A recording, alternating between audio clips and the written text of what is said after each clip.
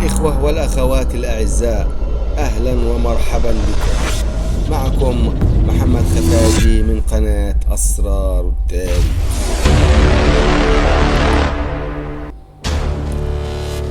لقد تحدثنا في الحلقة السابقة عن الأسرة المصرية الرابعة وحكامها وعاصمة حكمها، وحلقتنا اليوم سوف نتناولها عن أول ملوك حكامها ومؤسسها الملك سنفرو. الملك سنفرو هو مؤسس الأسرة المصرية الرابعة خلال عصر الدولة القديمة. تميز عهد الملك سنفرو في التوسع بالتجارة الخارجية وإرسال الحملات التأديبية وحملات التعديل. توصل الملك سنفرو مع مهندسه ومستشاره إمحتب إلى الشكل الكامل للهرم، حيث قام ببناء 3 أهرامات باقية حتى وقتنا هذا، ويمكن زيارتها في دهشور. وحدد العلماء حكم الملك سنفرو ل24 عاما أو 48 عاما، وكان حكمه في عام 2600 قبل الميلاد. وكان للملك سنفرو من الأولاد عدة، وهم الملك خوفو ورع حتب وكا نفر ونفر ماعت الأول ونتر عايرف ورع نفر وإي نفر الأول والأميرة حتب حرس ونفر كاو ونفر نسو ومرت إتس الأول وحنوت سن.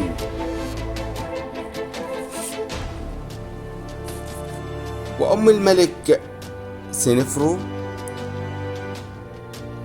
مرس عنخ الأول، وكان مكان دفنه في الهرم الأحمر، وأثاره هرم ميدوم وهرم سنفرو والهرم الأحمر.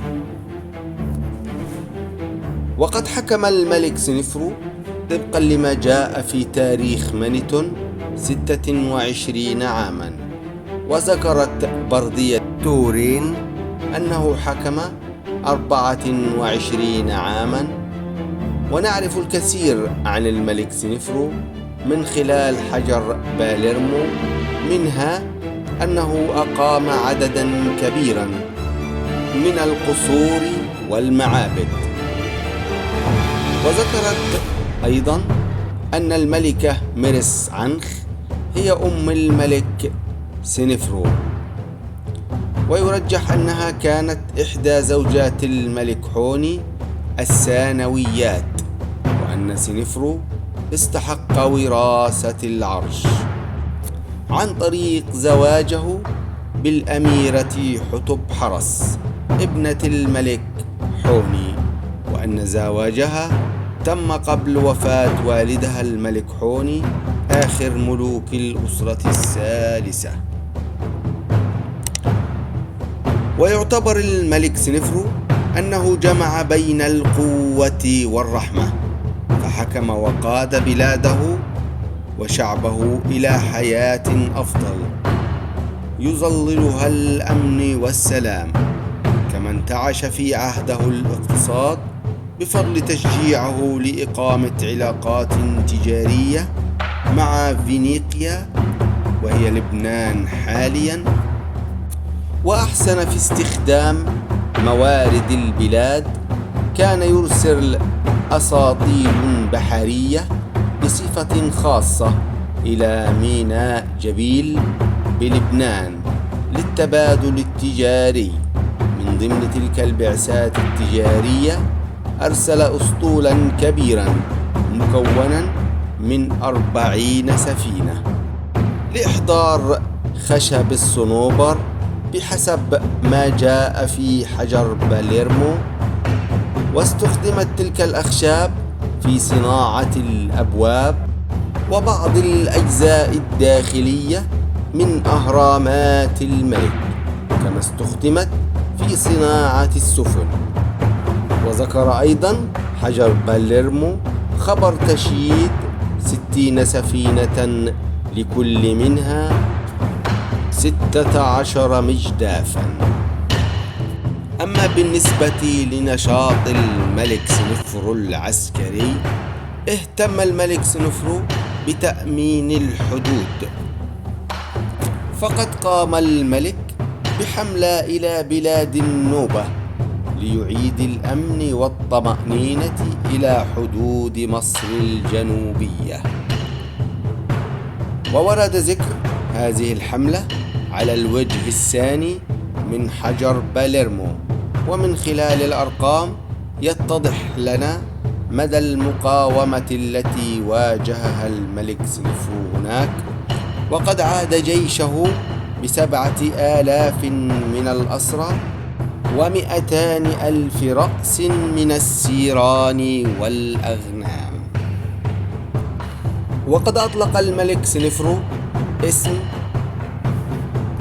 نحسيو على السودانيين، وكان المقصود بهذه التسمية كل القبائل التي تسكن جنوبي الحدود المصرية، كما كانت تلك المناطق تسمى نوب، حيث كان يستخرج منها النوب وهو الذهب باللغة المصرية القديمة. ومنها جاءت التسمية الحديثة بالعربية، حيث تسمى تلك المناطق بالنوبة. وأرسل أيضا الملك سنفرو حملات تأديبية لبدو سيناء الذين كانوا يغيرون على مناجم الفيروز والنحاس وقوافل التجارة. وقد عثر على نقش له على صخور جبل المغارة تمثل الملك سنفرو وهو يؤدب الأسرى.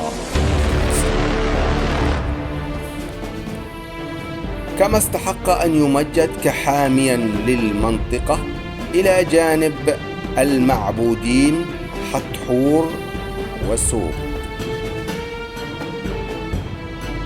وأرسل أيضا الملك حملة أخرى إلى الليبو، وهي ليبيا حاليا، وأتى منها ب11,000 أسير و13,000 رأس من السيران والأغنام. وكما ذكرنا في الحلقة السابقة أن تاريخ الأسرة الرابعة محاطا بشيء كبير من الغموض رغم ظهور آثار ملوكهم للعيان وشهرتها في العالم كله. وقد ظل الحال كذلك إلى أن قامت الحفائر العلمية في منطقة أهرامات الجيزة على الهضبة التي أقيمت عليها الأهرام المعروف بأهرام الجيزة. فكان من أهم الكشوف إماطة اللسان عن مقبرة الملكة حتب حرس الأولى أم الملك خوفو، وهي بنت الملك حوني. وقد تزوجت الملكة حتب حرس من الملك سنفرو أول ملوك الأسرة الرابعة، وأنجبت منه الملك خوفو ثاني ملوك هذه الأسرة. أما بالنسبة للتنظيم الإداري للدولة في عهد الملك سنفرو، فقد استحدث وظيفة وزير وسميت باسم تياتي، التي ظهرت لأول مرة في عهده. وليس هناك دليل أقوى من وجود ممثلات للأقاليم المصرية المنقوشة على جدران معبد الوادي بدهشور، وهي أقدم نقش للأقاليم المصرية عثر عليه. كان تحديث التنظيم الإداري لمصر لزاما لتنفيذ أغراض الملك سنفرو من بناء هرمين في نفس المكان، فهذا العمل الضخم استخدم فيه كم كبير من الأحجار قدرت بحوالي 3,842,000 مترا مكعبا من الحجر الجيري، بينما قدرت كمية الأحجار التي استخدمها الملك خوفو الذي جاء بعده في بناء الهرم الأكبر بحوالي 2,500,000 متر مكعب من الأحجار. احتاج بناء الأهرام عبر سنوات طويلة إلى إقامة مدينة سكنية كاملة للعمال والمهندسين، فكانوا يسكنون مع عائلاتهم قريبا من مكان العمل، وكانت الإدارة تخصهم بالمأكل والمشرب والملبس. ونعرف أن لكل عامل من العمال له نصيب من الخبز والسوم والبيرة يوميا يحصل عليه حتى يتفرغ لعمله في بناء الأهرام، وأحيانا كانت تقدم إليهم اللحوم والطيور. تماثيل الملك سنفرو التي عثر عليها: رأس من حجر الجرانيت قد تكون للملك سنفرو، وهي محفوظة حاليا في متحف بروكلين. ارتفاعها 61 سنتيمتر. تؤرخ هذه الرأس بأواخر الأسرة الثالثة وبداية الأسرة الرابعة، وتتشابه هذه الملامح من حيث الأنف العريض والشفاه الغليظة وامتلاءه الوجه مع ملامح الملك سنفرو.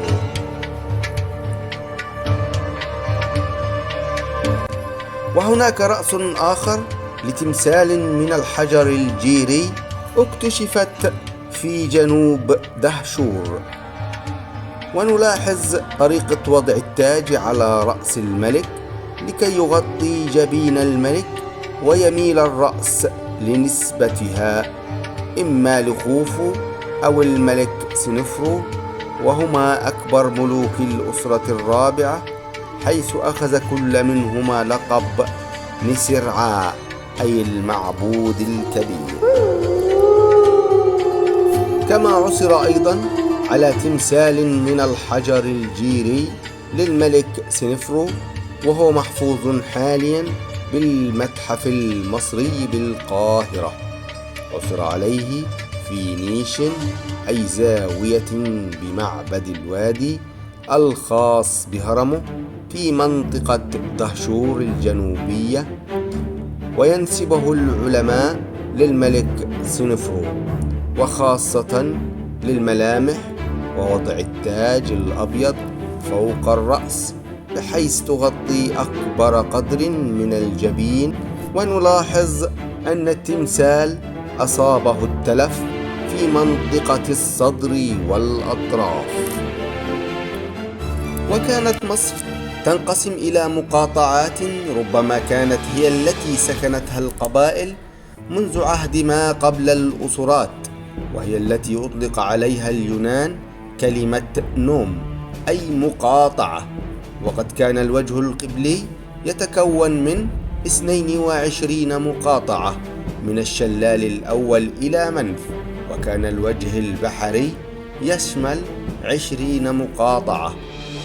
وفي عهد الملك سنفرو كان لكل مقاطعة حاكم يعينه الملك، يلقب بلقب الأول بعد الملك، وهذه التسمية تدل على أن حاكم المقاطعة كان تحت إدارة الملك مباشرة، وكان المسؤول الوحيد أمامه في مقاطعته، لذلك كانت السلطة كلها في يد الملك، وكان الموظفون يتسلمون الأوامر من الملك وحده الذي كان في يده كل شيء.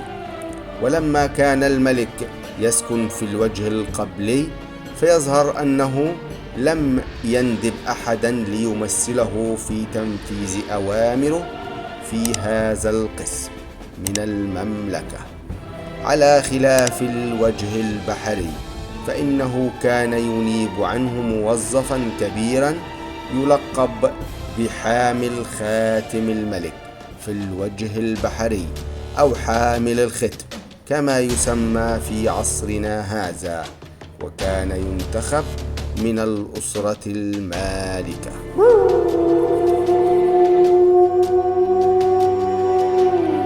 وكان تحت إدارة حاكم المقاطعة أو المديرية عددا من الموظفين يساعدونه على تصريف أمور المقاطعة، وأهمهم رجال القضاء والمالية. والظاهر أن قانون الوراثة بين أفراد الشعب كان يجري على نظام الأمومة، وكان كذلك عندما ينقطع نسل الذكور في الأسرة المالكة، فإن الملك الذي يتولى من غير الأسرة المالكة لا بد له من أن يتزوج بإحدى بنات البيت الملكي، وكان ذلك من الضروري حتى يأتي خلفه يجري في عروقه الدم الملكي. وإلى هنا نكون قد انتهينا من حلقة اليوم، وإلى أن نلقاكم في حلقة جديدة بإذن الله، والسلام عليكم ورحمة الله وبركاته.